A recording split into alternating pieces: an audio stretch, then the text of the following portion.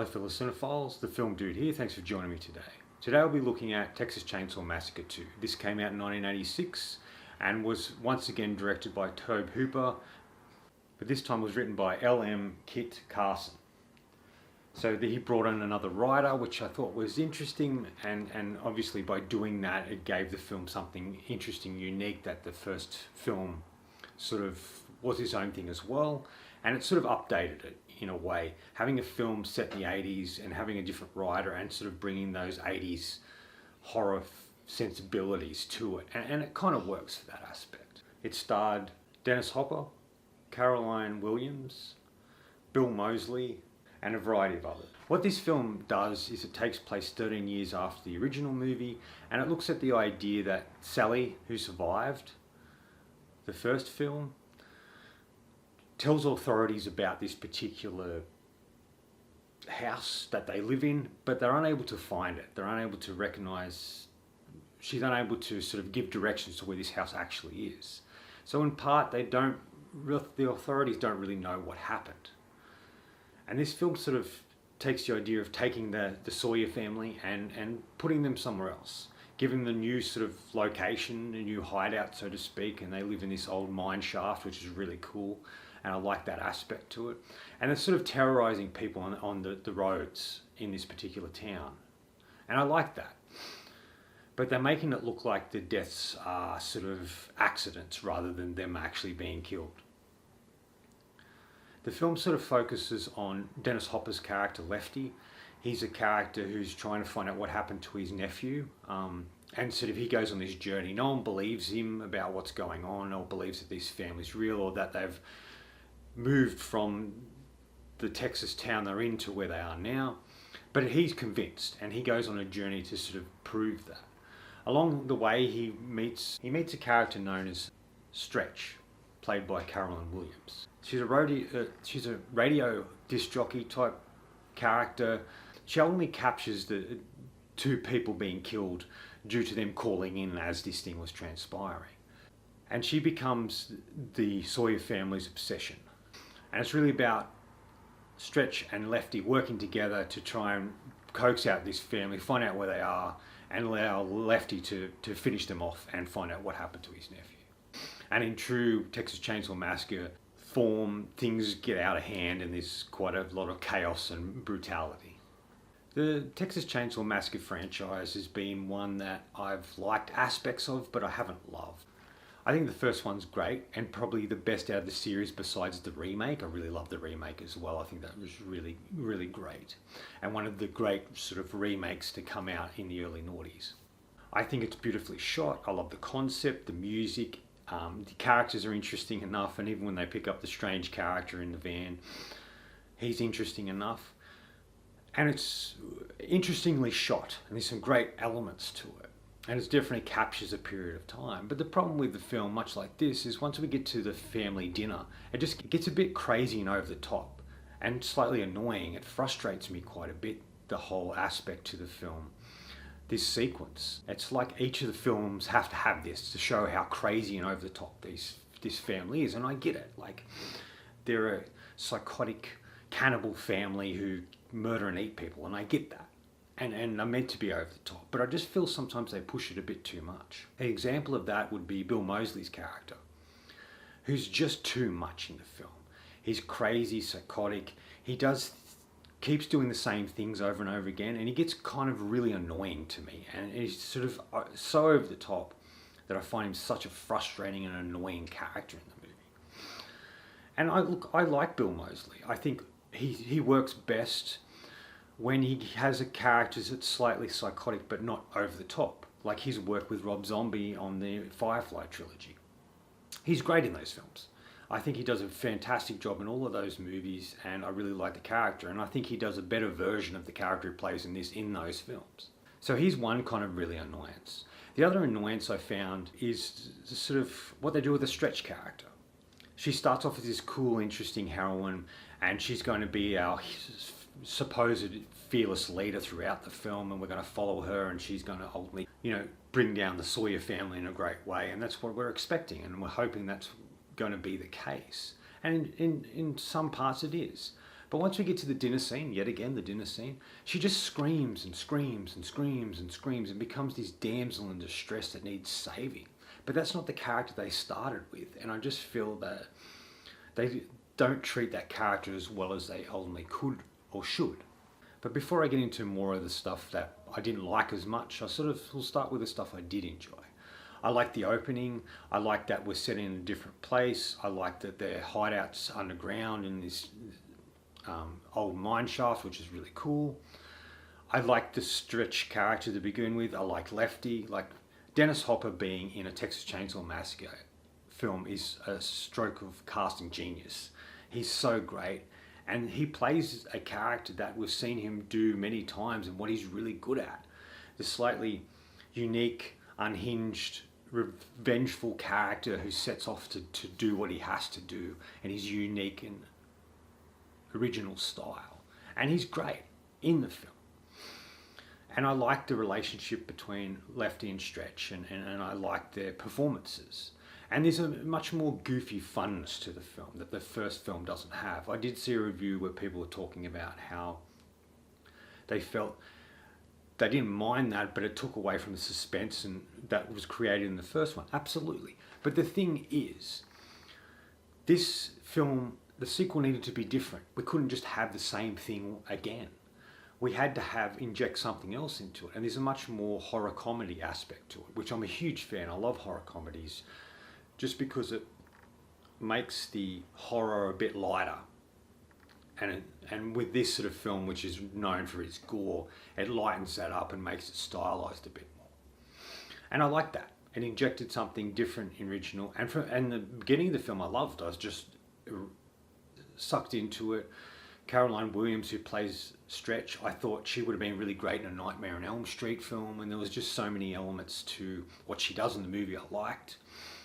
I liked Leatherface's performance too, the actor who plays Leatherface. I thought Leatherface was a little goofier and a bit more simple than we'd seen him before in a way, just because of the evolution of the character, not just from the first film but what we see in the later movies. It just felt like a step back in a way, but he's still really cool and he has some great moments with the chainsaw. There is this sort of kind of romance that they sort of touch upon, of this idea of Leatherface looking for love, you know, and this is something that when they talk about this movie, they go on and on about this, and it's in there, but it's not as much in there as you expect for a film that they go on and on about some sort of romance. It's there. There is a sequence that's a bit sexual, I guess, in content, in where Leatherface goes to the radio station and it sort of traps and attacks Stretch in this one particular room, and she's sitting on this bath with this ice in it, and he's using the chainsaw as kind of like his phallus, and he's flinging it at her and putting it, and there's this whole thing at that seems weird and awkward that they should have only touch upon. I just feel like they should have really dove more into this idea of Leatherface looking for romance. Leatherface looking for someone who he can connect with, which sounds weird because he's a psychopath, a simple character that ultimately kills people, cuts his skin off and makes suits and masks out of. But there is still some humanity in him, and that aspect to me, if they sort of dove more into it, would have been a far more interesting aspect to the movie than the small amount that we got. There's this cool chase scene where they're chasing, like, they've attacked Stretch and then they take off and Stretch chases them, and then Lefty shows up, and there's this whole sequence in the mine shaft which is really good. And Stretch has a really cool moment at the end where, after being the damsel in distress screaming all the time, she kind of becomes this kick-ass character. She takes on the Bill Moseley character, and right at the end she's swinging the chainsaw in the air and going crazy, and it's sort of a reference to the first film, but it's kind of a really cool moment, and she's sort of in this sort of skull-shaped rock tower, which is really cool as well. And besides her, like I mentioned, Dennis Hopper's really great in it. You know, his Lefty character is a mysterious character, and he does strange things like Dennis Hopper would usually do in sort of particular movies he starred in or appeared in, and even in a small aspect. But there's this really great sequence where he knows where Leatherface is going to be, and he goes and buys chainsaws. He buys this huge chainsaw and a couple of small ones that he can hang on his side. And then later in the film we see him with this sort of rig on, where he's got the two small chainsaws on the side and he's holding the big one. His whole journey with those chainsaws, when he goes into the mine shaft searching for Stretch and trying to ultimately kill the Sawyer family, it is some of the best sort of chainsaw aspect. It's just so great, these sequences, and the chainsaw aspect adds so much to it. And kind of made me think of the Nick Cage film Mandy, where there's a big chainsaw fight in that. And this film has that. Dennis Hopper's Lefty takes on Leatherface in a chainsaw showdown, a chainsaw duel where they attack each other with a chainsaw. And this is definitely one of the highlights of this movie. This whole sequence, which only goes on for a short period of time, maybe 5 minutes, is just so well done. And seeing Dennis Hopper wielding a chainsaw and Leatherface is just fantastic, and it's worth checking out the movie just for this one particular sequence. I think the only issues with the biggest issues with the film is keeping consistent with characters and story, and sort of where the Sawyer family attacks the people. Bill Moseley's character attacks this guy with a hammer, and it goes on and on and on and on. And I just feel like we get the point. After the first few of hits with the hammer, we get the point. This guy's a psychopath and he enjoys this. I don't know why it's written like that, or Tobe Hooper likes to do that, where they go on and on and on and on about these scenes. They just annoy me. We get the point. It's just too much. It's over the top.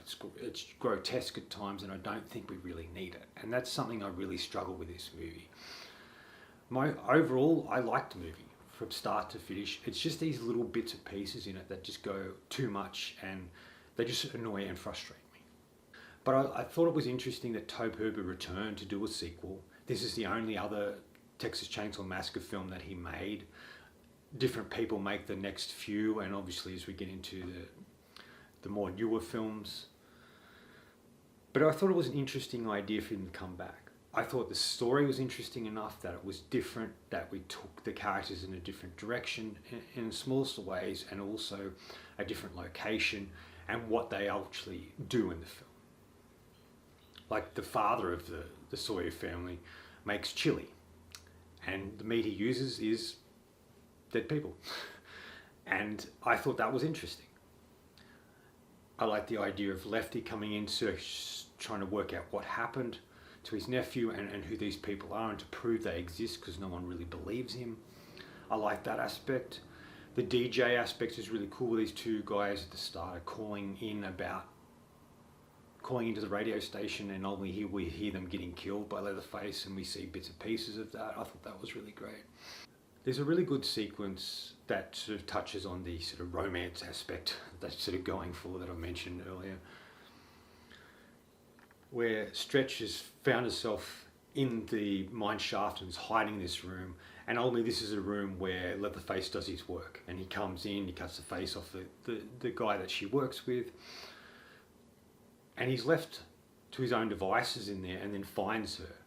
And he could simply kill her, but he doesn't. What he does is he wants her to be like him. He wants to find someone to connect with.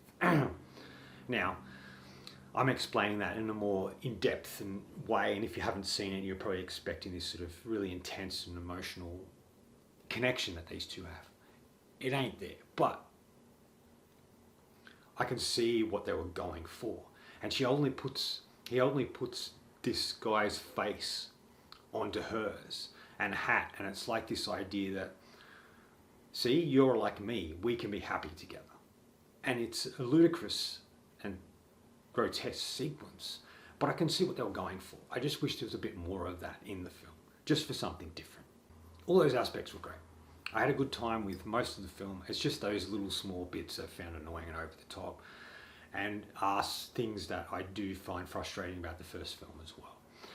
But as a sequel to a very well-known and classic sort of horror film, I think this does well to have its own identity and do something different. Anyway, If you haven't seen this film, definitely worth checking out. If you like the horror genre or you like the Texas Chainsaw Massacre franchise, this is definitely one to check out. Anyway, that's it from me today. Thanks for watching. I hope you enjoyed this video, and if you did, please hit subscribe down the bottom. Follow me on Letterboxd and Facebook. Otherwise, until next time, enjoy the movies.